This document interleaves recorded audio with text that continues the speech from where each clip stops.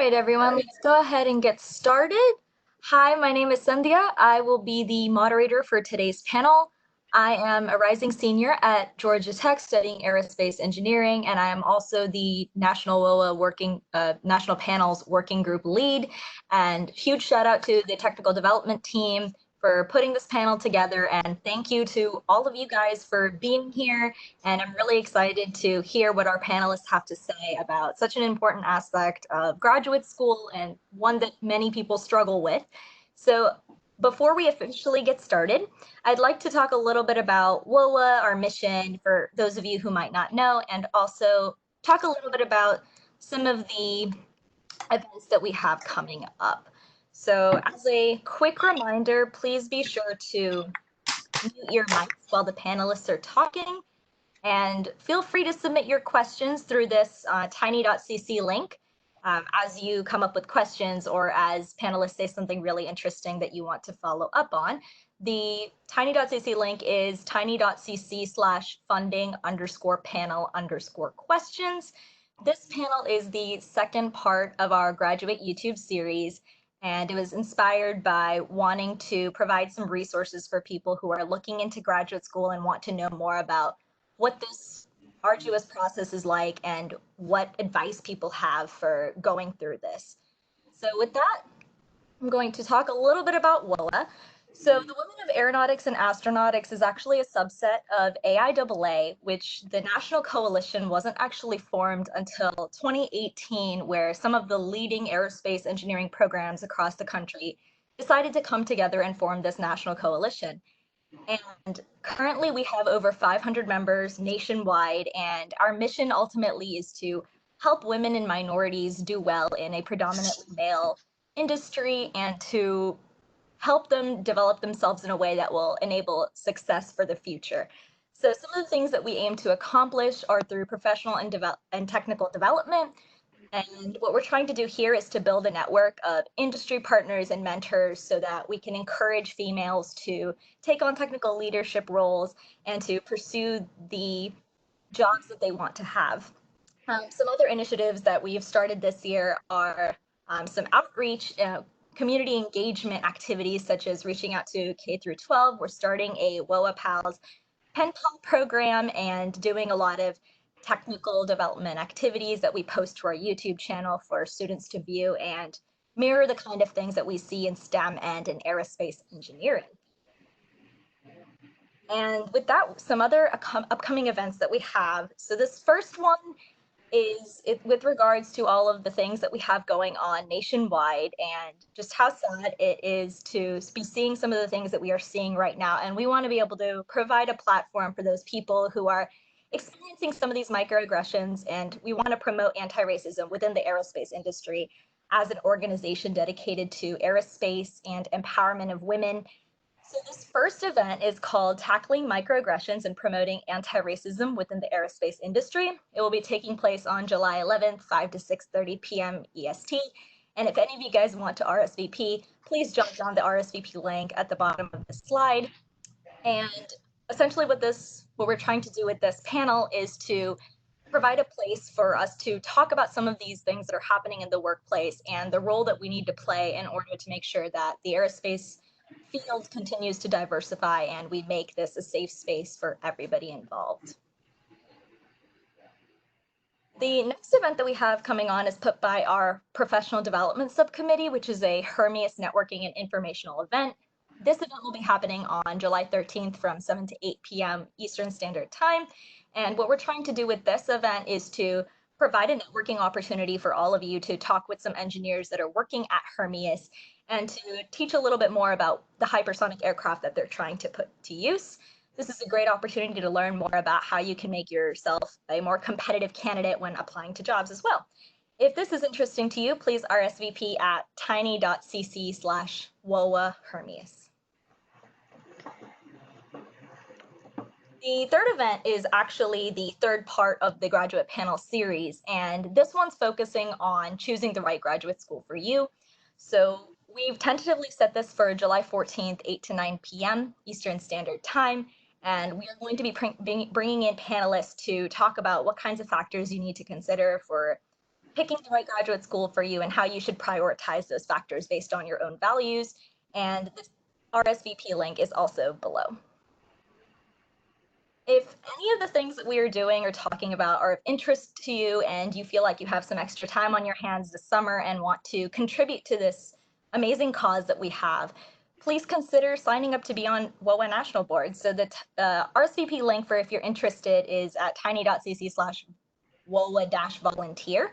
And we particularly need people who have great video editing skills, would like to be interviewers, interview producers, and have a great knack for designing and being a webmaster. We are starting a lot of new initiatives with WoAA, which means we need a lot of help. So we would really appreciate it if you guys want to step in and help. And of course, if you want to stay connected, see what we're doing, know of all the different things that are going on in this organization, please be sure to follow us on our social media and keep in contact with all the stuff that we're doing. With that, I am going to briefly introduce our panelists and then have them introduce themselves. So first up, we have Carolyn, who is a Systems Engineering Director at Lockheed Martin Space Systems. Julie, a third-year PhD student at Virginia Tech, who is a research assistant there. Annika, who is also a research assistant, is a PhD student at CU Boulder. Jacob, a flight test engineer with the Naval Air Systems Command as part of his SMART Fellowship. Sydney, a GEM Fellow at MIT pursuing a master's degree in Aeroastro. Estefania, an NSF-GRFP Fellow at Columbia University, pursuing a mechanical engineering master's and PhD. With that, would some of the panelists like to introduce themselves by stating their name, their pronouns, institution and position, and the method of funding that they chose? So I'll go first. I'm Carolyn Overmeyer. I'm a System Engineering Director for Lockheed Martin Space. I have probably over 30 years experience in the industry, so yeah, I'm old. I also have a dog barking in the back, which has got to happen. Every single video has to have the dog. So I apologize. I'm very passionate about women in aerospace. Obviously, coming in really early in my career into an industry that was very male dominated, it's been a challenge. It's also been a lot of fun. So I'm mostly focused on human space flight. Spent the last 12 years working on the Orion program as a service module IPT manager. I am now in kind of central engineering, so I'm involved in training, retaining, hiring, everything associated with system engineering across Lockheed Martin Space. So, you know, I get to deal with all the hard problems, but also get to do all the really cool stuff. So I do have an aerospace engineering degree from the University of Texas and a master's in business administration from the University of Houston. The master's was funded through a company that I was working for at that time, McDonnell Douglas. So I know what's going on and what kind of funding comes out of Lockheed and most of the industry, and I know what I've experienced in the past.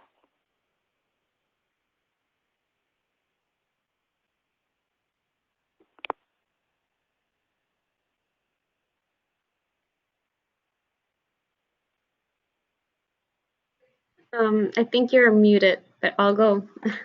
Yeah. No, you're good. Okay, well, my name is Estefania Bohorquez. I am currently in the MS to PhD program at Columbia University in mechanical engineering, and the fall of my senior year, I applied for 2 fellowships, the Fulbright Fellowship and the NSF GRFP, which is a graduate funding for master's and or PhD. And what was the other questions? What are your pronouns and what institution and position you're at?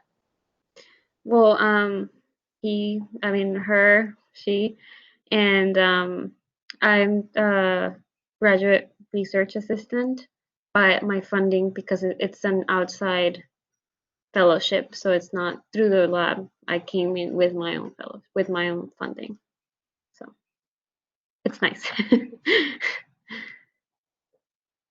Thank you, Estefania. Annika, would you like to go next? Yeah, sure. So my name is Annika Rollock, and I Pronouns are she, her, or they, them, and I am at CU Boulder. I am a research assistant here, and I kind of had a wild ride to get here. I will say that RA involves a lot of luck, and I was very lucky. So my first year, I was actually doing work with NASA on a Venus aero capture mission, doing entry, descent, and landing simulations with them, and that kind of lined up with exactly what I wanted to do for my master's. Not so much for my PhD, because I learned that CFD is very time consuming. And I actually kind of fell into an opportunity here on a NASA STRI that is a 5-year funding, which I hopefully won't be in grad school for 5 more years, but I have guaranteed funding on the HOME project, which is basically space habitats. So it's habitats optimized for missions of exploration.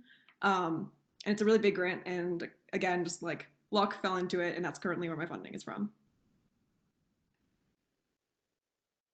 Thank you, Annika. Sydney, would you like to go next? Yeah, of course. So hi, my name's Sydney. My pronouns are she, her, or they, them. I am currently a master's student at MIT in the Aero-Astro department. My funding for the summer is through GEM, so I'm on the GEM master's funding, and then I also was lucky enough to win the NSF GRFP fellowship as well, so that will carry through my PhD. And then any other notes? I guess my current research is on in-space assembly, and I did my undergrad at Purdue University, so I can speak to jumping schools when applying for grad school. Awesome, thank you. Jacob, do you want to go next? Sure. Hi, Jacob McCullum. Pronouns are he, him. So I graduated from the University of Maryland, College Park, back in December with a master's degree in aerospace engineering. That was funded through the SMART program, DoD SMART program. So I'm now in the phase 2 of that program. So I'm serving the service requirement that I have now at the Naval Air Warfare Center Aircraft Division in Pax River, Maryland. That's it, I think. Awesome, thank you. And last but not least, Julie? Hi, my name's Julie. I am a second/third year PhD student at Virginia Tech. My pronouns are she and her, and I'm funded with a graduate research assistantship, which is great because it means that the project that I was already going to be working on had funding for graduate students. So I'm just getting paid to do what I was already going to do. Is my audio working? Okay, sorry. I forgot to test it beforehand, so I thought I should check. So yeah, I had a kind of weird path into grad school because I was going to do an accelerated master's program with a non-thesis MS, and then I decided to do a thesis MS, and then I decided to do a PhD. So I'm just direct PhD now. Awesome, thank you all of you for introducing yourselves. So the first question that we have is, what is your funding duration? Anyone can start. I think for research assistantship, it varies pretty widely. Mine was 3 years, but then through the diversity program at Virginia Tech, I got an additional 4th year of funding. Yeah, just speaking to the RA, I also had on the NASA project that I was first on, it was kind of like yearly refreshing. Sort of like, who knows, will this still have funding next year? And then now it's like a 5-year grant, so it's a little bit of runway there. So it just varies depending on kind of like what project it is.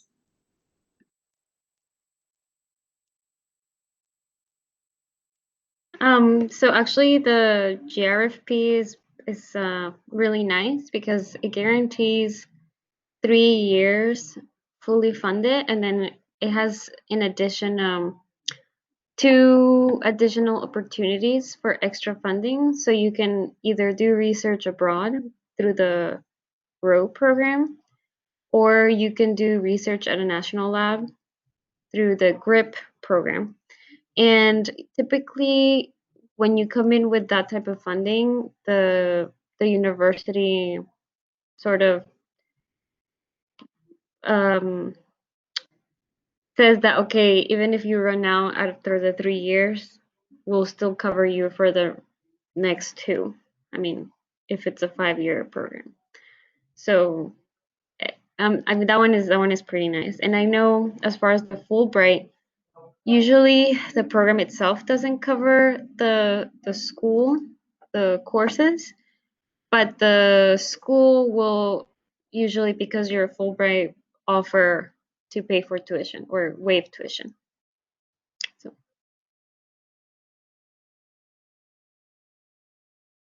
Yeah, I'll go real quick. The GEM Fellowship has 2 variants, one for people seeking a master's program and then one for people doing a PhD.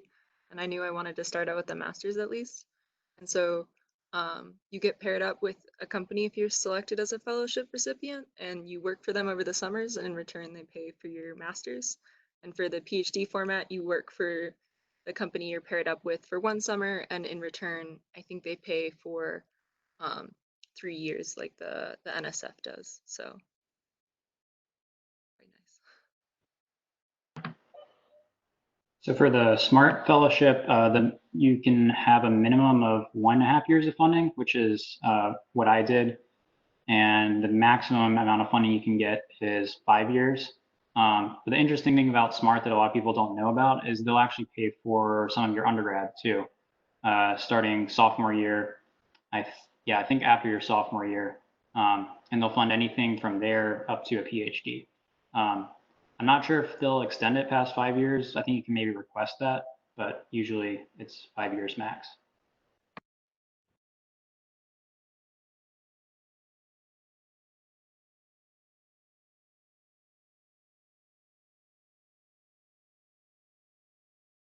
All right, thank you guys. So our next question is for Annika. What is a NASA STRI? Can you elaborate a little bit on that? Yes, if you'll forgive me for Googling what STRI is really fast. I forgot what the acronym stands for. There we go. It's Space Technology Research Institute. And basically that is a very large grant that NASA gives, basically to tackle some sort of problem. And there are 2 winners of the latest STRI that Home was a part of. I believe the other one is actually led by Purdue, but this one is led by UC Davis, and it involves UC Davis, CU Boulder, Georgia Tech, Howard University, Carnegie Mellon, Blue Origin, and Sierra Nevada. And basically we're all partners who are working towards building highly autonomous deep space habitats. And so if your research and what you want to do kind of falls within the scope of that, and you know a professor who has gotten part of that STRI, it kind of just lined up. And so I am now one of the students on that STRI.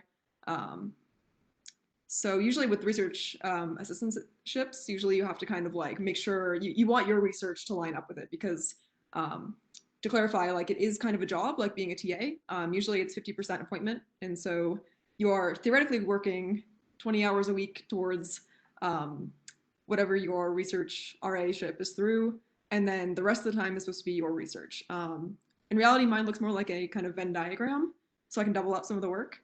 But obviously your PhD has to be like novel research. It can't just be like, hey, I did this work for this thing, like, give me PhD now.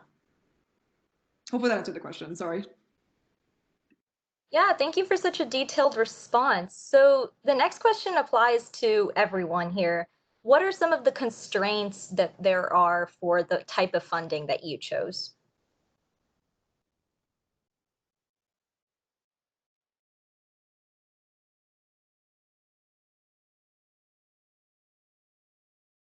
I think the one that, sorry. Go ahead. No, go ahead. I was just going to say the one that I think typically comes with the most constraints would be teaching assistantships or research assistantships, because there's a requirement that you either have teaching on the side or you do research on the side. There's obviously, like she said, a Venn diagram. If your research project is the same as what you're getting paid to do, then you can effectively save some time for that. But I think that one has the most restrictions to it, because there's a specific project or task you're expected to be doing. It's not as open as other funding sources where you can just kind of figure out what your own research is as long as you have an advisor to give you feedback. But for me, it's worked out well because it's exactly what I was going to be doing anyway. just to add to that for RA-ship, I also have very limited travel funding, and kind of like what I can use that for. So that's kind of challenging. Like I do have to apply for external grants in order to travel to conferences and things like that. So that's kind of one of the limiting things with that, is that there's not like a designated pool of like, here's your travel money. There's not really that kind of thing, at least for mine. Yeah, they vary so widely. I don't think I realized until semi-recently. We traveled to SciTech for research back in January, and they didn't explicitly give us any travel like budget constraints. I assume there was one, but they didn't mention it. So it feels like it varies a lot, probably based on whatever project you're on in the end. So I guess mine has decent funding if they can afford to send 4 graduate students to a conference.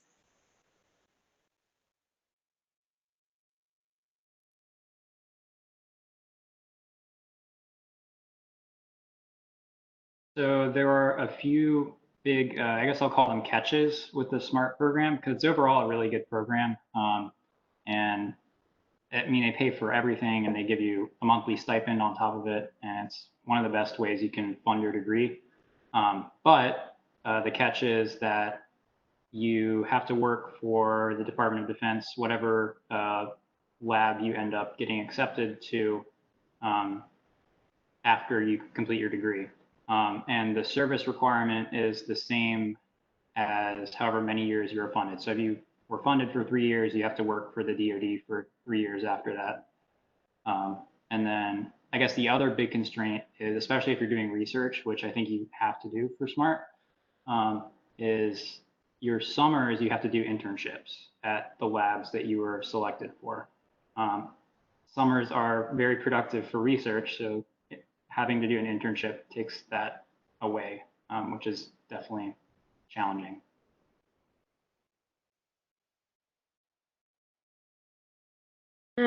So for the NSF, it's actually a really good question because it has a lot to do with your application. So the way it works is that you have, I believe, like principal fields, which is like, let's say applied sciences, like material science, and then a different field would be within engineering in general, and then the subfield could be a specific, let's say aerospace. So if you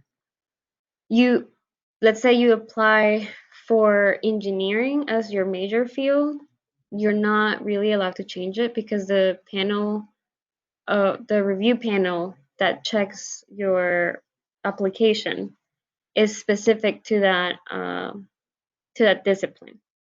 And then with that, if you want to change your, like within engineering, let's say, I think you have to wait until your first year within the program. It varies. They can be flexible with that, but I know there's some issues with they do have more issues changing the major field. So that is one. You definitely have to be active in research and academics throughout. I don't think you can do more than 3 weeks out. So even in the summer, you're expected to do that. And and they're very particular about a yearly review that you send out, like a summary of your accomplishments. And let's see, it's actually very quite flexible when it comes to the project, although that's kind of a gray area because again, when the panel sees your proposed area of study, that's how you get selected. So it's definitely better to be very open with the advisor that's kind of helping you fill out that application, because one thing that they look at very, they give a lot of weight to who's supporting you and whether the team and the facilities that you are proposing the project with, that they're available to you and that the project overall is feasible. So that can be, that's like, you have to plan ahead to be able to accomplish that. And that's it.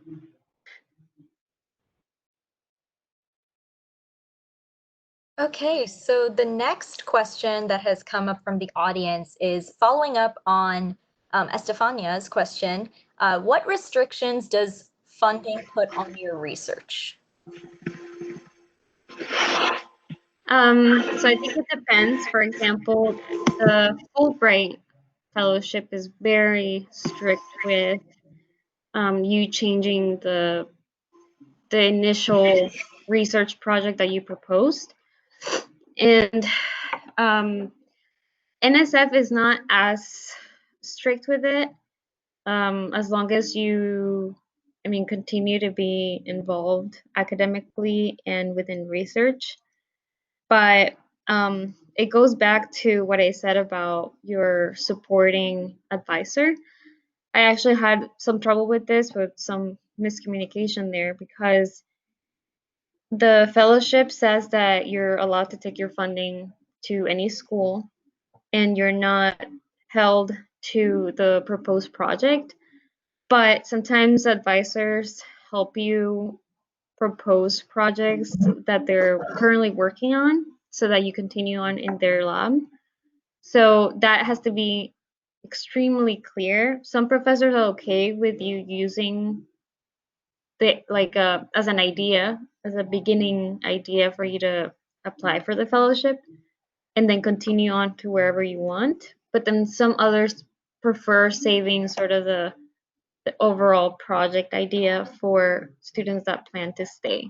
So I think that's kind of it's a bit of a gray area. It's better to really get that across with whoever is advising you. But overall, they're flexible with, as long as you stay within those core areas where you originally applied. So that's why it's very important to speak with your advisor about what subfield you're applying to, because that may also make it harder or easier, quote unquote, to get the fellowship.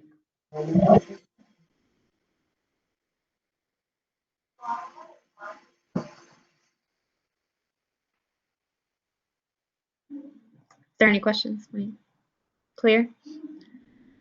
If I can add to that, this isn't really my own personal story, but I do know that some projects, in terms of like limits on research, if you do work that might be like ITAR or classified or IP, for some reason for like Draper or some company, like that can sometimes limit what you can publish, which I do know people who've had frustrations of like, I can't publish my work because it's, it's this company's IP now. And so I think that happens more in, maybe correct me if Jacob, you might know this because I think you're, more on the defense side of things, but like some things can have some red tape around it regarding publishing, not necessarily around the actual research, but.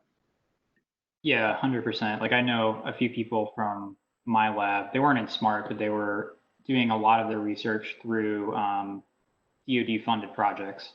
And it was very frustrating for them when, like the exact scenario you just described, something went ITAR and then they can't publish their thesis because all their work was ITAR now. Yeah, with SMART, there's not necessarily a restriction that you have to be doing a military project, which is nice. Usually they try to, I guess a successful applicant will usually have a proposal that is closely aligned with military. So, like for example, the Navy is very interested in hypersonics, but you won't necessarily be restricted to doing your research on that topic or specific military project. It'll help your application, but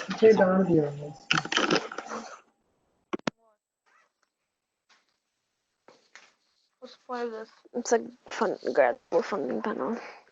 I can actually add to that. I haven't experienced this myself, but I know some people can get either of a joint collaboration with industry. And when you have an industry partner, sometimes you have to jump through extra hoops to actually get published because they have to go through their own set of rules before you do the publish. Like this.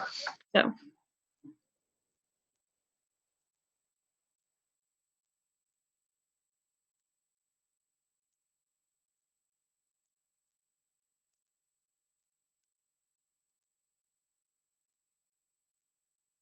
guess one more thing about publishing hoops to jump through. I did run into some problems on my previous NASA project with hypersonics and with the Venus aero capture. Not really problems so much as like it was a joint project between CU, NASA Ames, and NASA JPL.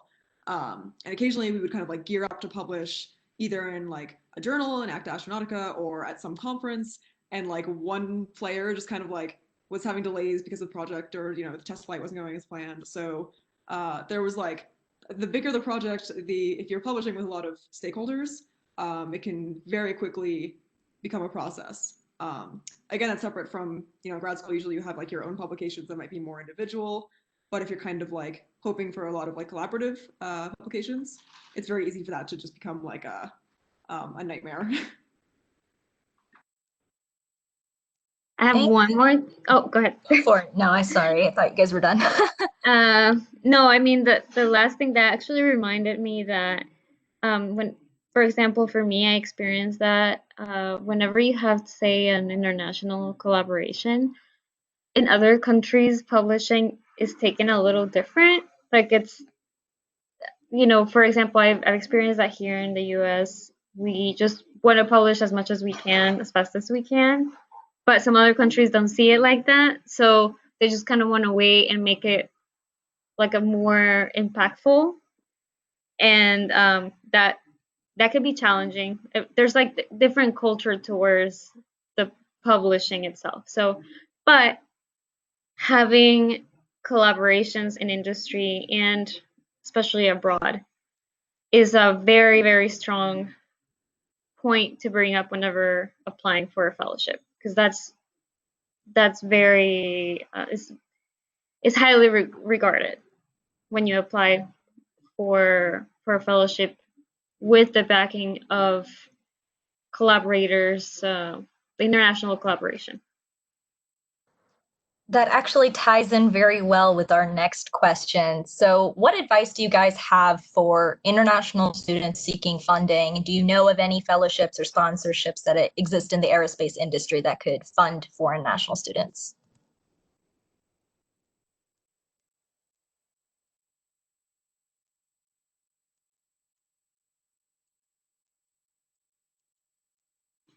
Oh, go ahead. Yeah, all I was going to say is not mine. SMART is U.S. citizens only for obvious reasons, I guess. It's DoD. And yeah, I don't know of any others, I guess. So what I've seen for some friends is that sometimes the easiest thing to do is reach out to those professors that you're genuinely interested in working with. And I do have to say that probably seeking a degree in aerospace can be a little tricky because your pool of future employees limits you because you're not a resident or a citizen. Even if you're not directly within the defense industry, even if you try to apply for subcontractors within Aero, you more likely they'll ask you for at least a residency. So what I've gathered at least is you have a really good chance of eventually running into a good professor. And when it comes to research, a lot of those skills that you gain, a lot of the projects can be applicable within aerospace. Maybe that is not directly the route you would want to, but eventually you could transition or apply it to. So you just kind of have to wiggle around it. Yeah, but it can be tricky to get the degree in Aero if you're an international student. Yeah, just to kind of add an additional point to that, kind of like jobs, it also might be easier to find a university that is, I mean, I'm not an expert on like the European Union universities, but generally like they have different laws there. They don't have ITAR the same way we do. So hiring is different there. Universities are different there. Around the world, like any country that is in the United States might have less strict aerospace projects. usually more science focused and more like, for example, the International Space Station is not ITAR. So that's a fun fact. And so if you want to go human space flight, that is a potential route.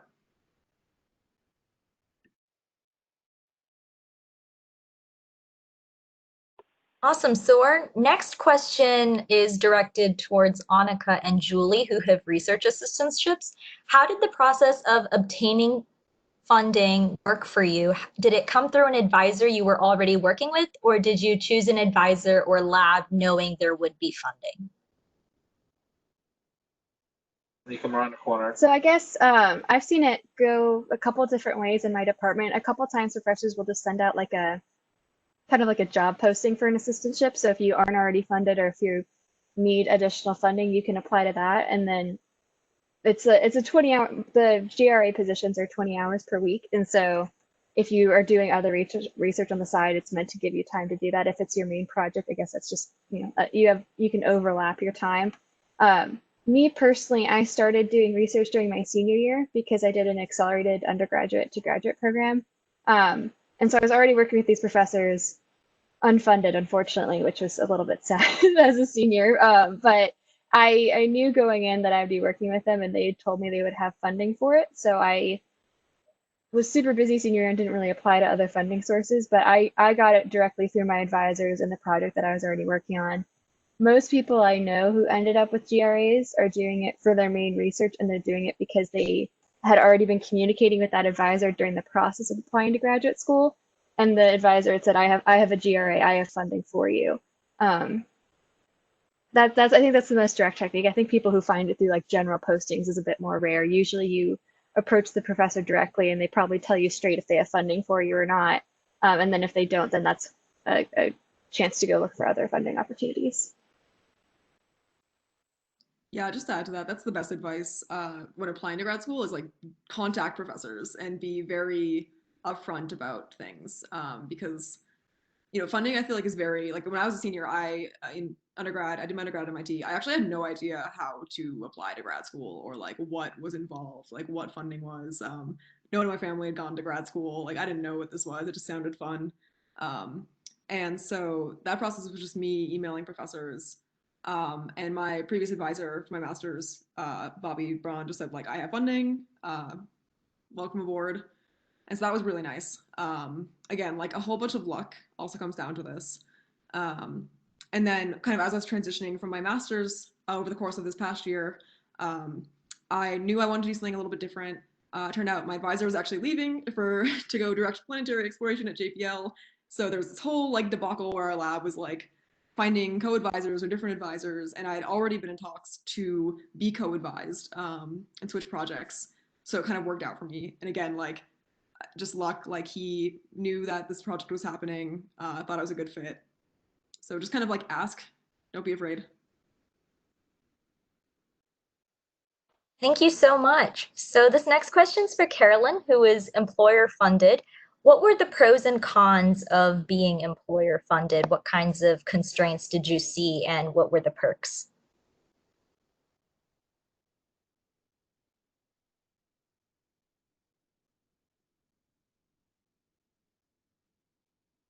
Carolyn, are you muted? Can't hear you.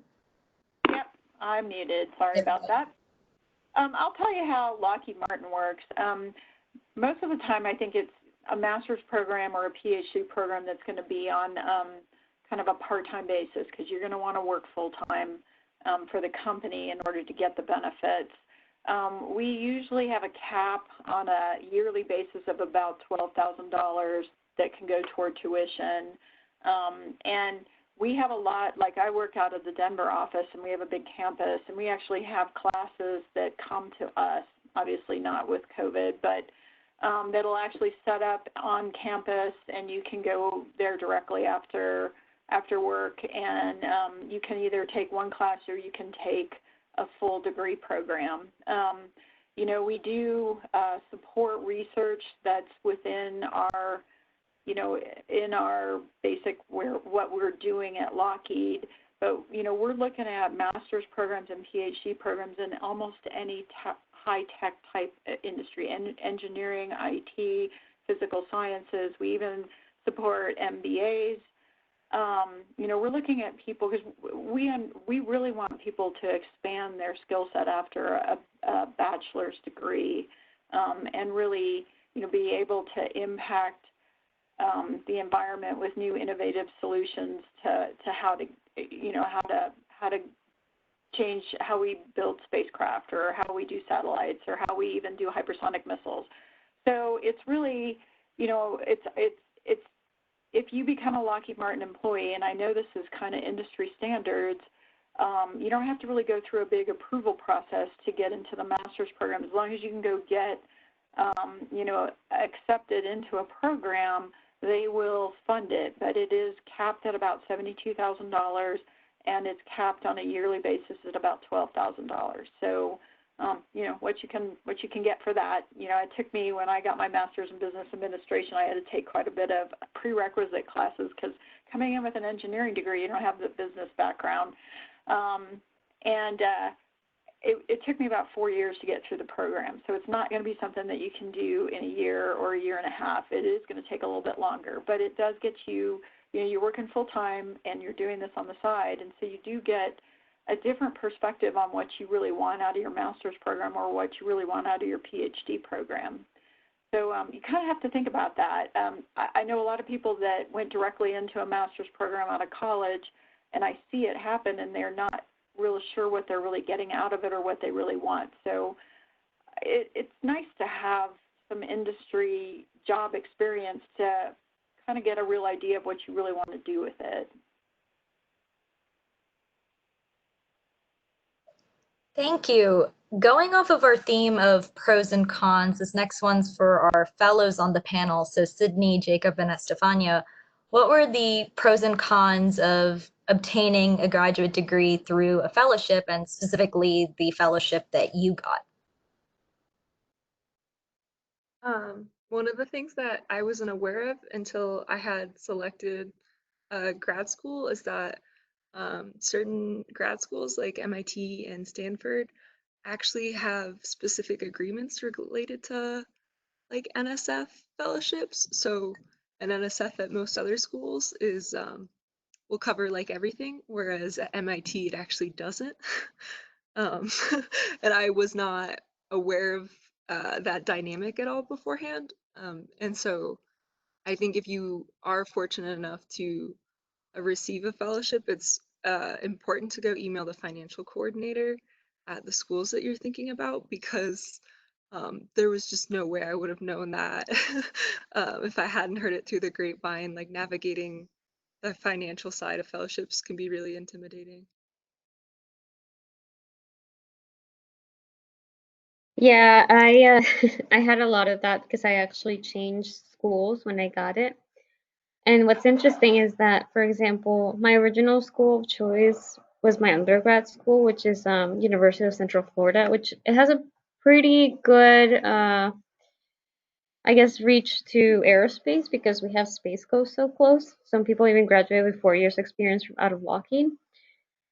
And what was nice about staying in a school like a public school, which is generally cheaper, is that NSF covers tuition for 12 grand a year, but at UCF and I'm also a Florida resident, so I was getting way lower than that. And I think it was like at least 10,000 away or something that I had kind of laying around. So they assigned that to either you're allowed to apply for, you want to buy a laptop, as long as you say that is for your research, you're allowed to use that money that is extra. And they also allocate it to whether you need to go for a conference, and it includes meals. So they actually, like, the school itself helps you manage that additional money. However, when I went into Columbia, Columbia's way more expensive than 12 grand a year. Columbia is like 60 tuition alone. So there was no leftover money, and they actually had, the department has to offer you an additional funding. But what was nice is, like you mentioned, different schools can offer you different things. So I would say, for example, Columbia, not only did they offer me to the difference that I was missing out of NSF, but they also included, I think the department gave me another 10 grand because New York is very expensive. And, but obviously I no longer have the perks of having managed funds for conferences and travel and anything that I need for research. And then as far as other issues, like I said, it really depends on what's your agreement with the person that's helping you apply for the fellowship. Professors tend to be very jealous of their work, so you don't really want to cross that line, especially if you're trying to change. Because when you apply, at least when I applied, I was starting my last year of college, and so you don't really have a good sense of all the options that you have. Another good thing to note is that when you get the NSF offer, you have to have an admissions letter, you have to be accepted to a program that is also a program of your selected principal area of study. So that's tricky too. And what else? No, I think that the main thing is really being communicate with the main. Actually, most schools. Let me back up. Most schools have a specific person within the financial office that deals with NSF alone. You want to be like this with them. When you're looking at grad schools overall, you do want to kind of make it like a job selection and have those letters of funding, offers of funding that they send you, and base your decision off of that. Don't just jump into it, because NSF works differently in different schools. You may have really nice perks in a smaller school, or you may not even get the difference in the funding. And with that, if you decide to go to a school that's not as I don't want to say not that doesn't have as many NSF fellows, that can also be nice, because the school may be more willing to recognize you in some way, whether it's financially, and support you. So those are things to consider. I think the biggest thing is to be comfortable with the research advisor and your lab, really. And I think it makes it a lot easier if you do continue with your proposed project. But sometimes things don't go that way. So I didn't know a lot of that about NSF. So SMART is actually like a lot simpler. Basically, whatever is on your bill, like tuition and fees, they just pay it. And any school, any amount, no questions asked. Obviously, if you get a parking ticket, they're not going to pay for that. But so it's really simple other than that. And then you also get the stipend on top of that. And then actually another thing you also get, they give you a miscellaneous allowance for books and things like that every year. And they also give you an insurance allowance. And they don't really ask you what you do with that money. So it's kind of weird. And then for the internship, if your college address is more than 50 miles away from your internship address, you get another $12,000 for the internship payment. So it ends up adding up to be kind of a lot at the end of the day for a graduate student. The only downside, I guess, is taxes are really weird because you're like an independent contractor and you get a 1099 NISC, and you can't just TurboTax it. It's a very unique tax situation. that you need to be careful about, because you can easily like overpay. Like for me, I didn't have to pay self-employment taxes. And if I tried to do it through TurboTax, it would have tried to make me pay self-employment taxes. So it's a very unique situation. I guess that's the main downside financially for mine. Yeah, just to jump in real quick, that's a great point. When you are on fellowship, your taxes are a nightmare. Um, like, there's like no polite way to put it. You can't go to TurboTax.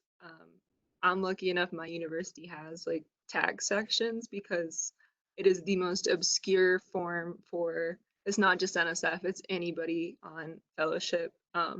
It gets messy. So just be aware of that going into grad school, that you cannot all-nighter your taxes the night before, because it's some really obscure stuff that universities do. Yeah, it's one of those things that really no one knows the answer to. So yeah, sometimes some schools give their NSF fellows kind of a overview of how to do it, but no one really tells you how. So that's, yeah. Wow, thank you guys so much. I had no idea about the tax situation. That sounds insane, but thank you for your insight. So now moving on to the RAs of the group, what were the pros and cons of getting an RA-ship?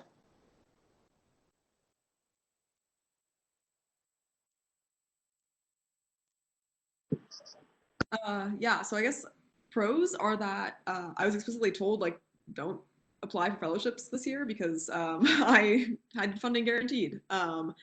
And so I guess it's less work that way. Cons are that you are working 50% on research. Like I said before, like you can try to double this up, kind of double count a little bit. And that's kind of what I did for my master's. My master's was basically just an extension of the work that I did with JPL.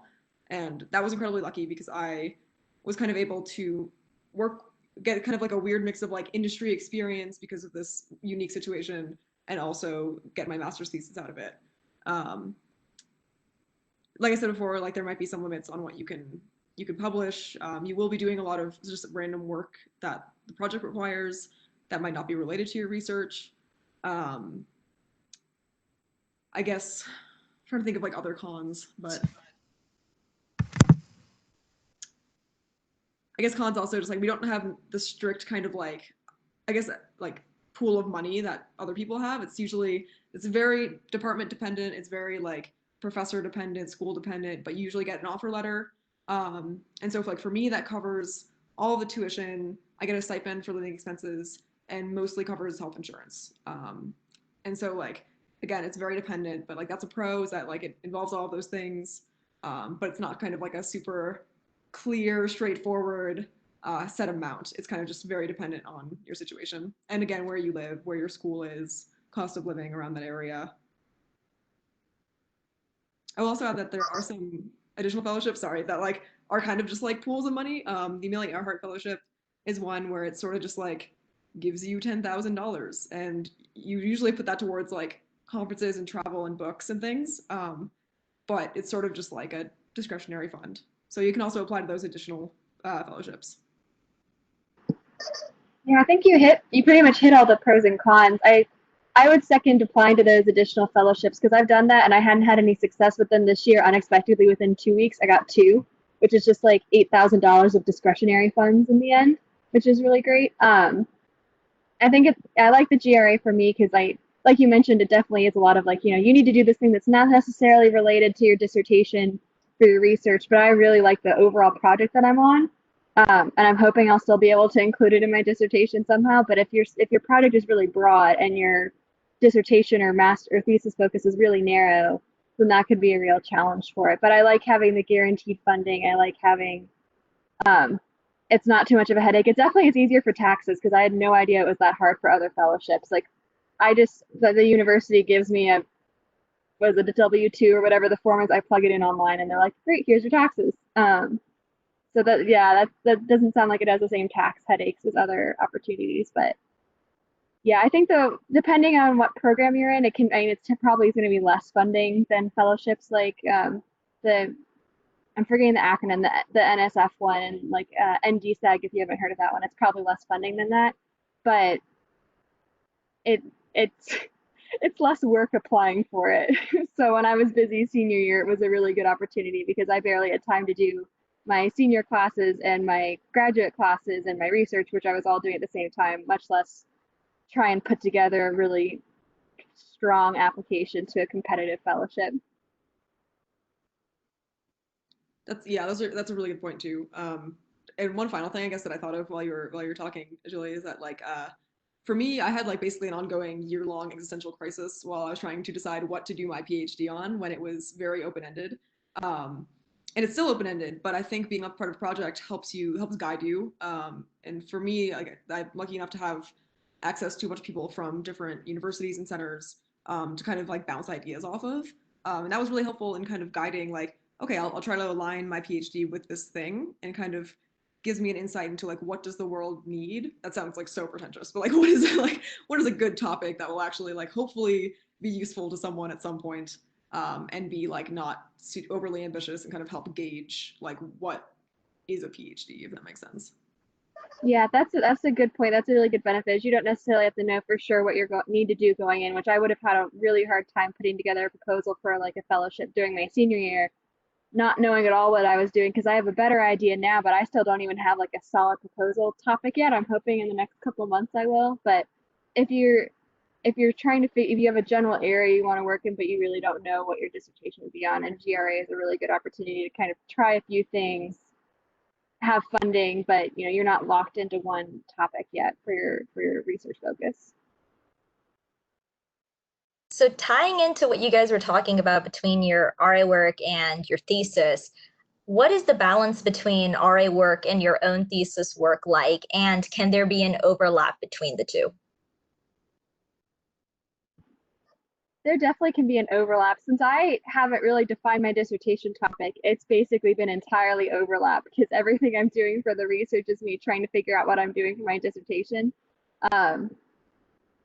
If you're on a project that isn't what you're doing research on, so if you're on one of those projects I mentioned earlier where like a professor sends out a need for a GRA, but you're doing different research and you're just doing it for funding, then they're completely separate and that would be a big challenge. But if you're funded on something that you're already working on, there is definitely a lot of overlap. It just depends on if you have a really broad project, there's going to be less overlap. So that's what me and the other graduate student on my project have been running into that recently, because a lot of the recent work he's been doing now that he's narrowed down on his dissertation focus is not related to it. And so he's going to try and cut back on his project time so that he has time to do his dissertation work. But since I don't have a defined dissertation topic yet, there's a lot more overlap because my whole topic is still really broad. So I'd say it varies, kind of like a workflow would at an actual job. So for example, when I was doing more CFT focused stuff for EDL, there were times where we were gearing up to a big NASA presentation, like year one review, either maybe like some sort of conference was coming up, and I had to do like a boatload of simulations for them that were not directly related to my my master's thesis topic. So kind of all my time for like 2 or 3 weeks would be setting up these simulations, debugging these simulations, and trying to do like classwork on the side. I was lucky enough that I timed my classes in a good way to kind of like get those done while that was happening. And then was able to kind of just do a lot of my master's thesis work over the summer when I was working at an internship. Because again, simulations, you just kind of like send it off to the void and like hope it runs and comes back, so I can balance that a little bit. Now that I'm on home, it's definitely more of like a 50-50 split, but it's way more. The Venn diagram is like more of a circle, honestly. I feel like that's contradictory, but it's like I feel like I'm splitting my time between my own independent direction and then the GRA work, but there's more like overlap. I'm going to use all of it, if that makes sense, versus like my professor is telling me what to do, and then I'm going and doing independent stuff, and I'll use some combination of it for my PhD. Awesome. said that if you get the NSF GRFP or any other fellowship, that they will not adjust the stipend we are given. Instead, the external fellowship will replace our current stipend offer. In this case, if the external fellowship is worth less than the stipend that the department academia after my PhD, and I am worried that not having any competitive external fellowships will affect my profile negatively.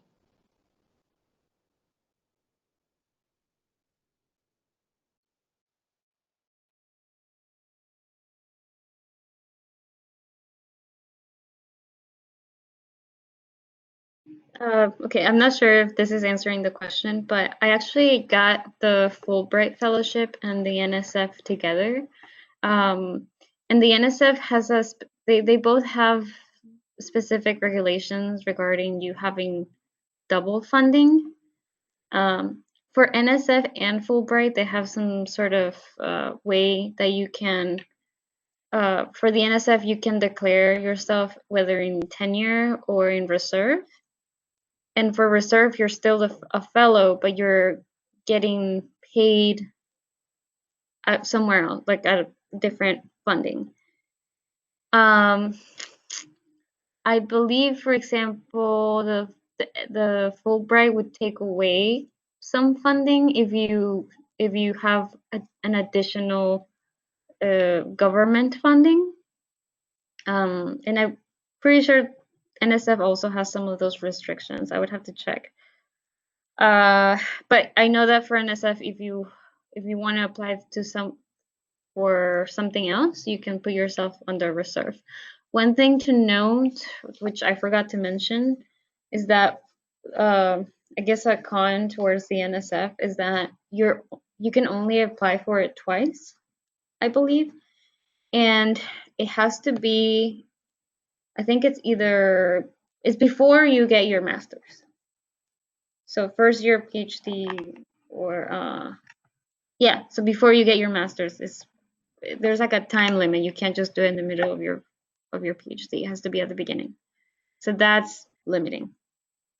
And yeah, those two that I remember.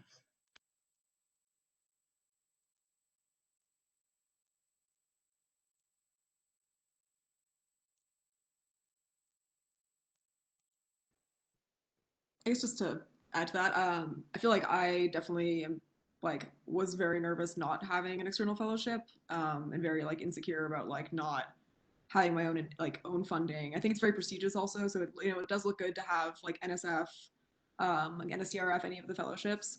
It does give you freedom. So if you're freedom to have funding kind of through whatever may happen externally with your university. It also, I mean, I don't know how to phrase this. I guess it's not easier to get into some schools with funding, but if a professor doesn't have funding for you, hopefully they don't accept you without funding. And so if you have funding, you can say hey, I have funding. Are you willing to take a grad student on? And of course, it's kind of yes, I have the bandwidth to advise you. I just don't have funding. And if you come with your own funding, it's it's much going into grad school is much more of a conversation that's so dependent on the situation than kind of applying to undergrad was. So it will make your life easier that way if you can manage to get a fellowship, before you get to grad school.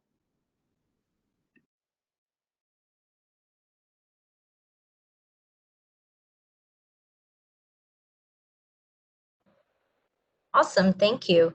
So the next question goes towards our fellowship people on the panel. How does stacking fellowships work?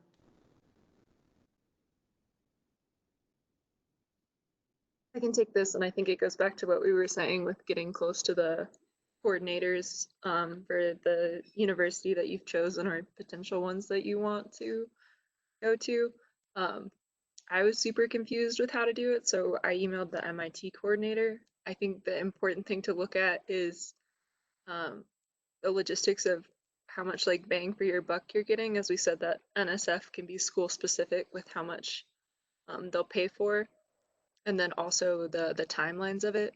So with the NSF, you can defer the funding 2 years. So I was able to stack mine of GEM for my master's, and then NSF will cover the PhD but for one of my classmates at MIT, he won NDSEG and NSF, and the like timelines of those fellowships don't overlap. Like they're not complementary. You can't stack them, so he had to turn one down because it just wasn't possible. So it kind of depends on what's offered and then the schools that you're looking at.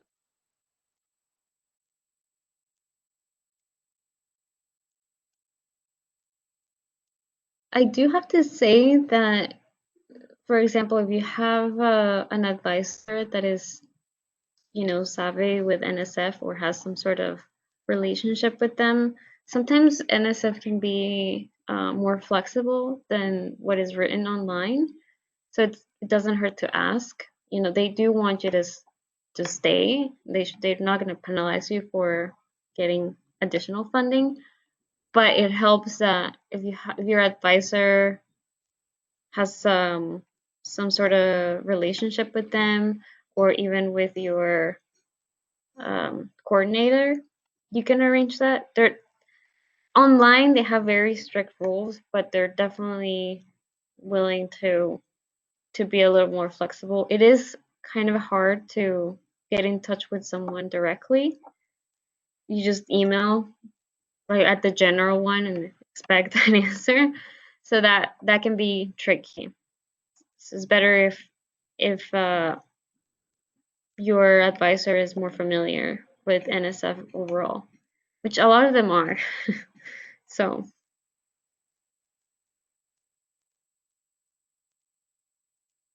Also, sorry, I'm not a fellowship person, but I do want to add a little bit about the like fellowship or types of fellowships that can stack on anything, which are like I really only know like Amelia Earhart with local ones that like if your school has like an additional one, like a dean's scholar thing or like any sort of like diversity programs, like apply the heck out of those because you can stack those on top of anything. And usually they're like smaller funds, like a few $1,000s. But like still that helps that, and I think the kind of difference there is that it's not covering your research or like tuition. It's just sort of like discretionary fund, like we said before, and you can kind of stack those kind of infinitely, I guess. Yeah, the AIAA graduate awards are just like that. They're a few $1,000s for discretionary funding. Those are good ones to apply for. Also, not many people apply for some of them because it's a lot of work, but if you want to do the work, do it because, yeah. Yeah, the AIAA ones in particular are a lot of work for like the relative size of the awards. I think I applied to the NDSEG too, and I reused a bunch of my documents for the NDSEG for the AIAA one. But if you're already doing that process, it's not that much effort to apply for it. And yeah, like you said, they don't get very many applicants. They don't get that many applicants.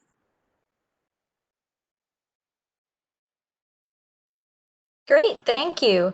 So this next one's about employer funding. So Carolyn, is at least partial funding guaranteed for everyone at Lockheed Martin? And from your experience, how does that policy vary across the aerospace industry? So I think we're pretty standard.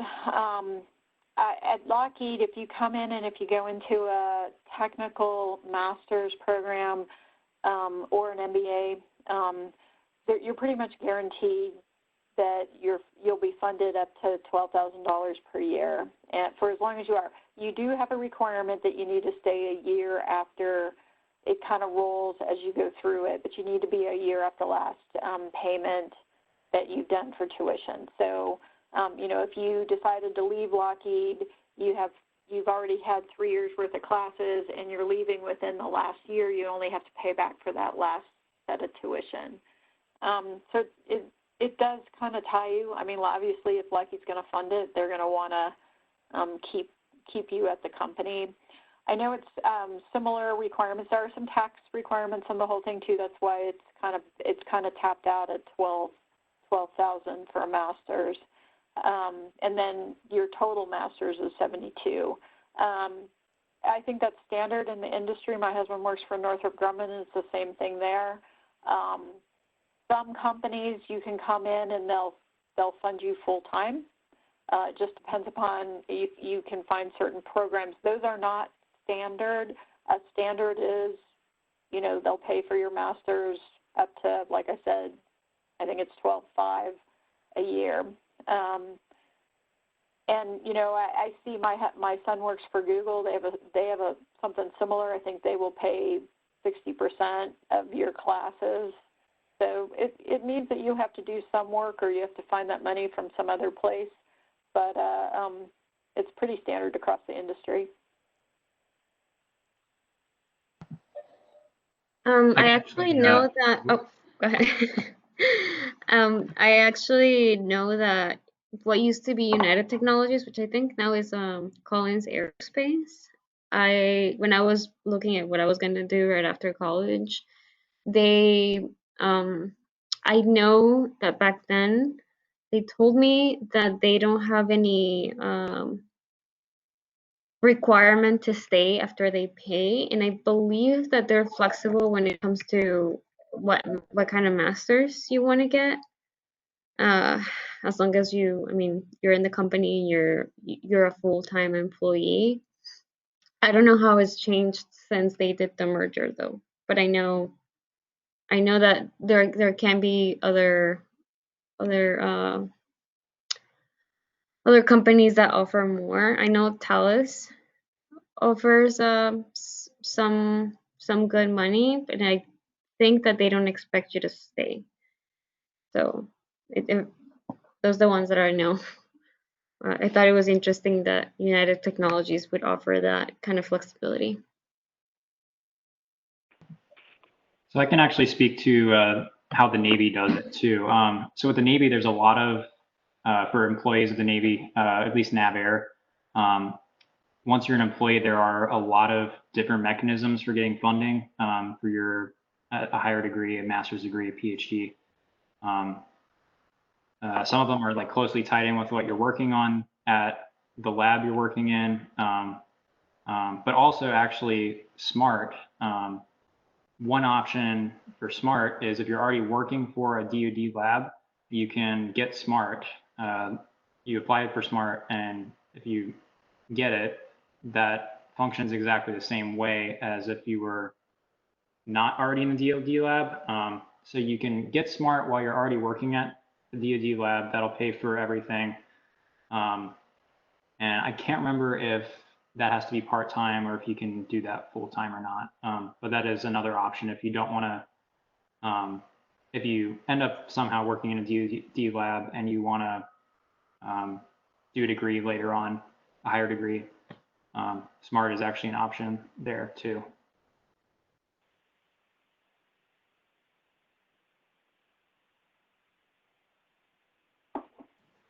Great, thank you. So our next question goes into a little bit of diversity and inclusion. What was your experience like applying to fellowships or scholarships for minority groups, including people of color, the LGBTQ plus community, or as women, etc.?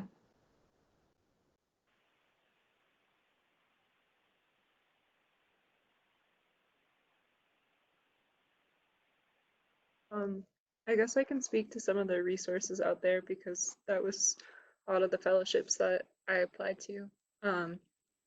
So for NSF part, how they make the selection of who is an NSF awardee is two parts. It's the like intellectual merit of like how well you've done in school and the research that you're proposing, and it's also how well you're going to communicate your results back to the community and like how you've engaged with the communities that you're involved with. So frequently the winners are like people of color and women and queer folks, just because like having that lived experience and existing in academia, like I know one of the only ways I survive it is being in like involved with organizations like WoAA. So I think one of the things to consider when you are applying for these fellowships that are targeted towards underrepresented groups in STEM is that you should be mentioning like the advocacy work that you do with these groups. Like I was involved with the women's group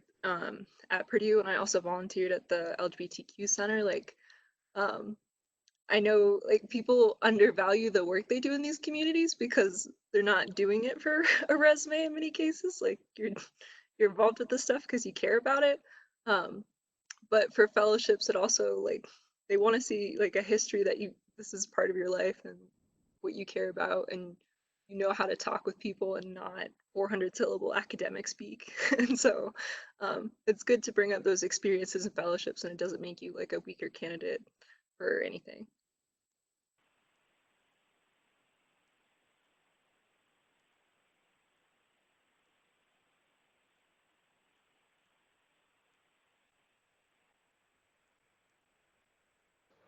Okay, thank you so much for such an insightful answer.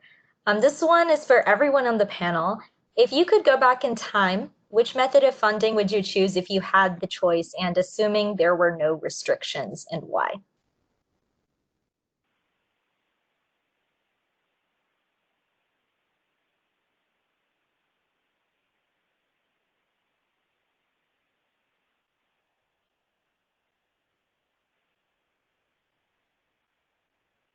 I guess I can go because I feel like I've thought a lot about this just in terms of like, oh, it would be nice if I had a fellowship just to have my own funding.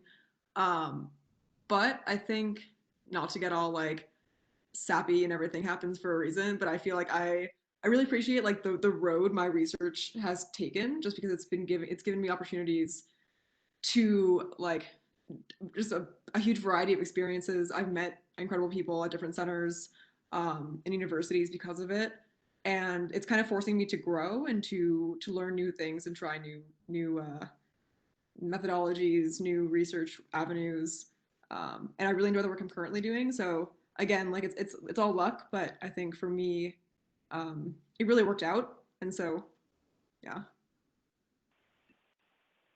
Ask me again in like 3 years when I'm finished. Yeah, I don't think I would have changed what I did. I went straight into industry, and then after seeing what I could get there and you know, kind of getting a better direction of where I wanted to go with my career, it kind of focused where I wanted to spend my time in my graduate degree. You know, it's great to have the experience in your graduate program where you're going and meeting everybody, but you can also do that in a company. I mean, when I started off, I was negotiating EVA requirements with the Russians on the International Space Station. So, you know, spending time in Moscow, trying to figure out how to communicate through a translator that didn't really understand space talk. You learn you can write pictures and everybody understands what a tether is. So, you know, for me, it focused what I wanted to do and where I wanted to go. And I did want to get a little bit more understanding of the business behind engineering and some of how the money happens and how to program manage and things like that. So that's why I chose the MBA program. And I think if I had gone straight out of college and into a master's, I'm not sure I would have gotten that perspective on what I wanted to do with my life. Sometimes I don't know what I want to do with my life now.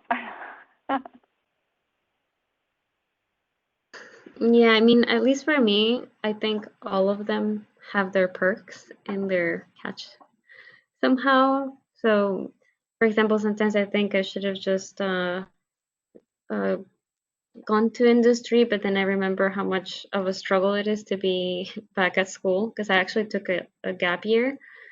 And as far as between fellowship and being an RA, so with the fellowship, although you have a lot of freedom, and you know, if anything happens with your advisor, which it can't happen, your thesis doesn't depend on that relationship or the department or the school, or even you falling sick.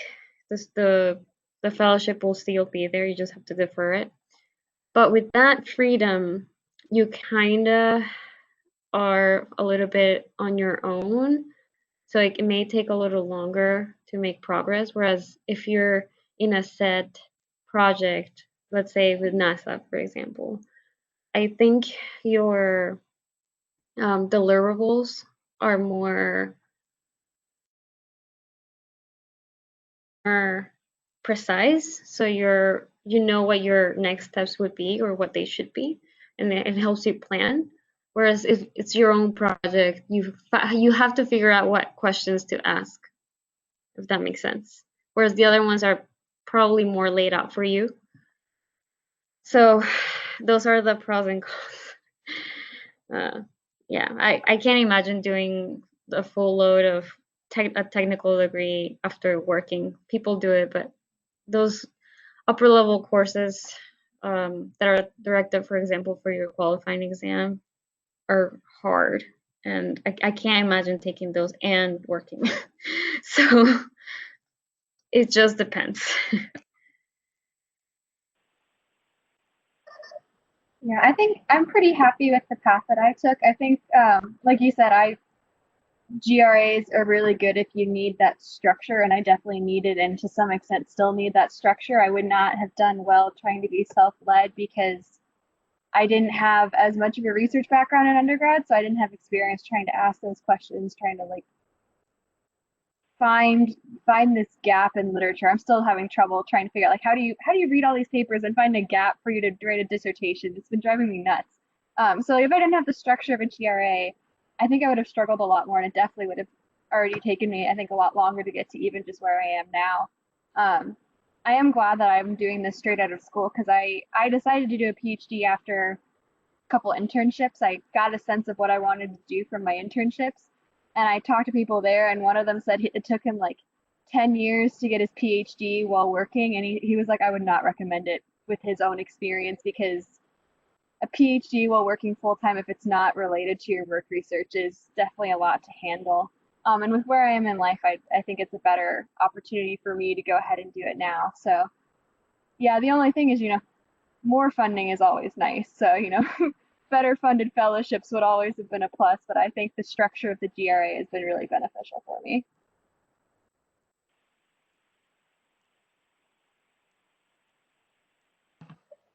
Yeah, I think we've all gone different routes and we're all satisfied. So there's not like a single right answer to this for sure. I definitely I wouldn't change anything about the path I took with Smart Fellowship in particular, especially doing it right out of college, because there's definitely something to be said about taking a break from college. It's definitely hard to get out of that academic groove and then get back into it. And it's also just really hard to do it while working. But at the same time, I agree that you should at least, at a minimum, before you go to grad school or during grad school, do internships, get some sort of industry perspective as a bare minimum. I think that really helped me a lot with figuring out what I wanted to focus my master's degree on and how I could sort of build a career around that. So a little bit of both in terms of the industry versus going straight to college is what I found useful.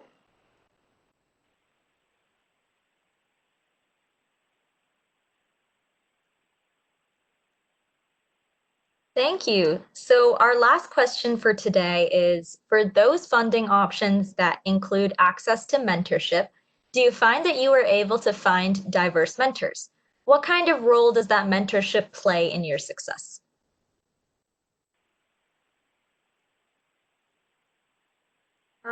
I think one of the strengths of the GEM Fellowship is that because the fellowship has been running so long, I have coworkers who actually funded their grad school through the same fellowship. And so it's really special to be able to talk with them and to have that network immediately. I know I'm just working at Aerospace Corporation over the summer, but it's super cool to have industry mentors like that. And they've been setting up like Zoom sessions for all the fellows to get to know each other and to get to know the fellows that have came back and worked for the company after their graduate program. So I can't speak like highly enough about it. It's super, super impressive to see like people with diverse backgrounds, especially with PhDs. That like keeps me going on hard days.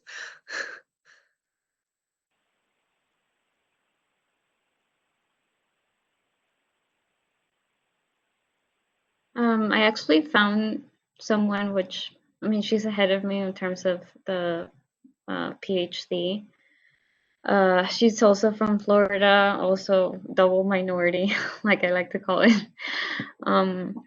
And I guess what was important for me was someone that could relate to like some struggles that other people can't really, they don't understand because they've never been through it, and it may sound kind of trivial to them, but it was important for me to find someone that was able to have these really nice experiences with really well-known companies and get this fellowship, but also be able to talk to me about like their vulnerabilities and like the times that they felt like they're not good enough in a way, because that also happens. And I think it happens even more when you, as a minority, you kind of face like the like stereotypes. So it's really nice to be able to talk to someone that made it there, but is also able to talk about like the difficulties, you know, not just pretend that they don't exist. Is nice.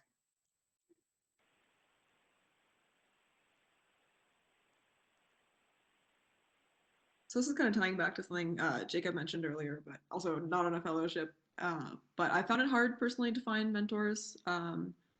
Like obviously I love my advisor, love both my advisors, and I look up to professors in my department and at different universities. But it's like I don't see like myself in many of them, or really any of them. And when you're, if you know, if you're still an undergrad, try to get internships. And when you're there, like if you see someone who looks cool, or like if you can go to the org chart and you like find someone who looks like they have a really cool job that you want, or like you could see yourself doing one day, like talk to them. I did that during the summer at JPL, and I like basically tried to grab coffee with someone every single week. And that's like actually how I ended up here in grad school. And so literally just searching for like people who do things that you think are really cool. And don't be afraid to just like pop out of the blue and be like, hey, can we grab coffee? Tell me about your life. Tell me how you got here. What did you do? And kind of see like what are the requirements, for lack of a better word, for that kind of job. Yeah, definitely. I know personally the engineer who I've been learning everything about Flutter from. She's been working for the Navy for about 35 years, I think, doing this job. And I've just learned so much by talking to her and shadowing her. As you can imagine, the Navy's culture has changed a lot in 35 years, so it's really insightful to hear some of her experiences and learn how she got to where she is. Yeah, definitely building industry relationships with people in industry, very helpful.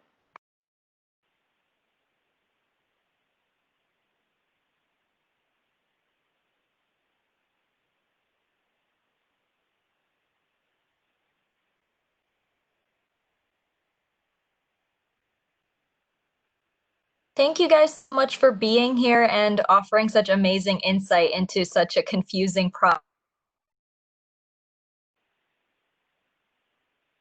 For helping put this together and for continuing such great initiatives for outreach and helping everyone learn about just everything that's going on with the aerospace industry.